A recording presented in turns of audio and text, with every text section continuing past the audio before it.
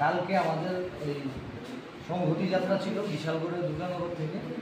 ওইখানে আমাদের এই যুব কংগ্রেসের প্রতি আয়না হোক সে কংগ্রেসের মিছিলে যাওয়াতে আজকে সন্ধ্যায় একে ডেকে বিজেপি আশ্রিত দুষ্কৃতী সুবীর দেবনাথ এবং নিতাই দেবনাথ বাজারে যাওয়ার ওকে ডেকে বেদরূপ পেটা, সে এখন হসপিটালাইজ, সম্ভবত এখনই ওকে জীবিত রেফার করা হবে।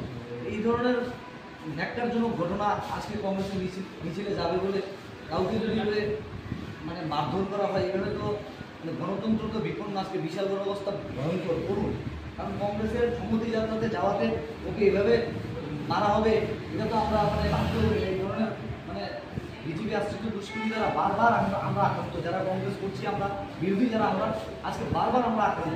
যখন আমরা কোনো প্রবলেম নেই, আমরা পুলিশ পারমিশন নেই, সব কিছু করি আমাদের এর সত্ত্বেও এরপরে আমাদের বিরুদ্ধে বাড়ি ফিরিয়ে পেটায়, এই ধরনের মানে নোংরা রাজনীতি মারা হয়েছিল। হ্যাঁ, তাকে কোথায় মারা হয়েছে? কদমতলী বাজারে।